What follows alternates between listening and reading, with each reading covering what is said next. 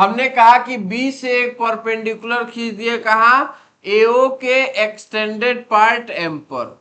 लिख देते हैं कि लेटस ड्रॉ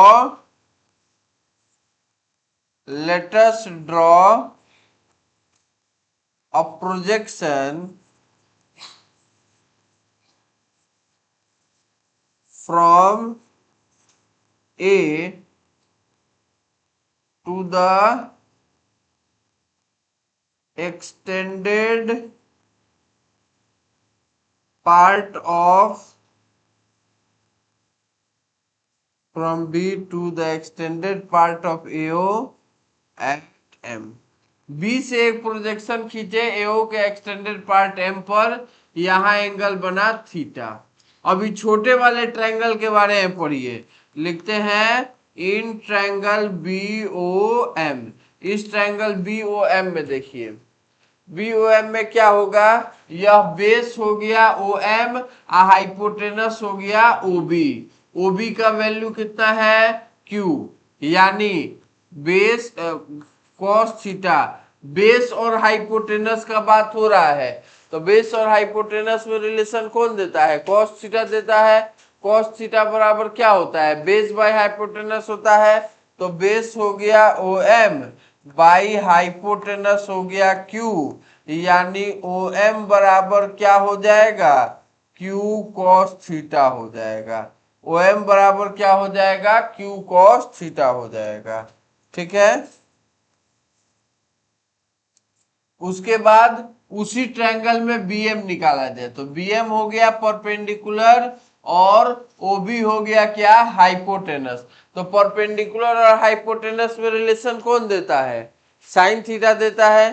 तो हो गया यहां साइन थीटा बराबर क्या, perpendicular BM by hypotenuse Q, यानी BM बाई Q, यानी BM बराबर हो गया क्या, Q साइन थीटा।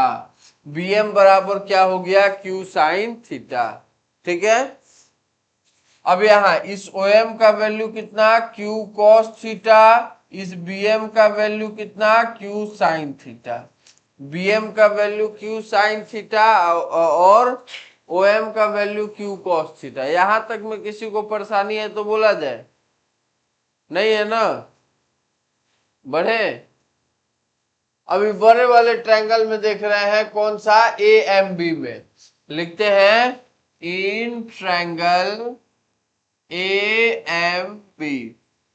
AMB में देखिए, तो आप पाइथागोरस थ्योरम पढ़े होंगे, हाइपोटेनस बराबर अंडर रूट परपेंडिकुलर का स्क्वायर प्लस बेस का स्क्वायर।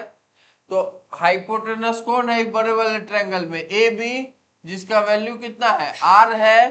तो R बराबर अंडर रूट परपेंडिकुलर का स्क्वायर, यानी Q साइन थीटा का स्क्वायर।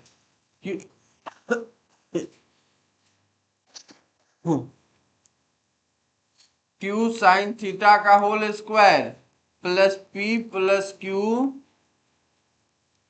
कॉस थीटा का whole square. P plus Q cos theta का होल स्क्वायर। R बराबर Q साइन थीटा का स्क्वायर हो गया क्या, Q square sine square theta plus यहाँ P plus Q cos theta, ये हो गया P square Q square cos square theta plus यहाँ हो गया 2PQ cos theta, 2PQ cos theta.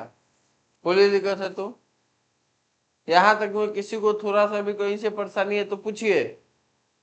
Anyone, नहीं है ना, बढ़े। अरे वो समझ में,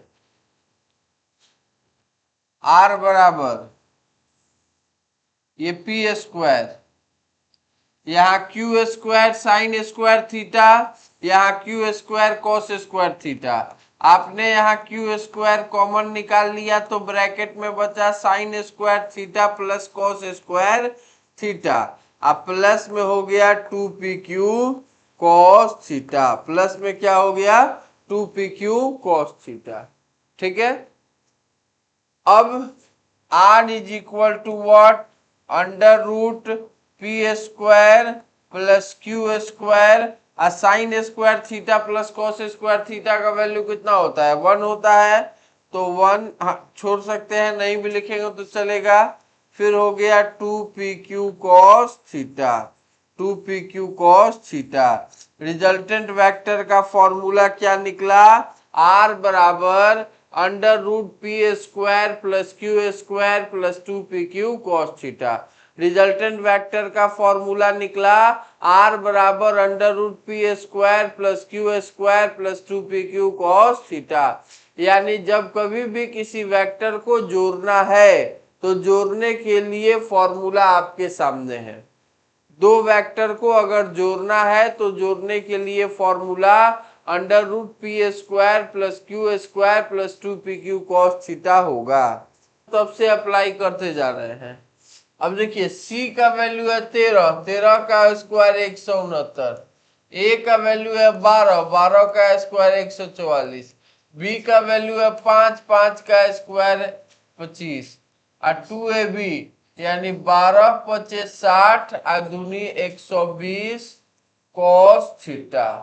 देखिए 144 प्लस 25 कितना होगा? 169, 169 169 उधर जाएगा तो 169 में से 169 गया, कितना बचा? 0। माने इससे पूरा इसको काट देने में कोई बुराई नहीं है। तो 0 बराबर 120 cos थीटा। तो cos थीटा बराबर 0 बटा 120 यानी 0। cos में कितना का मान 0 होता है? 90 डिग्री। थीटा बराबर कितना हो गया जी? 90 डिग्री हो गया।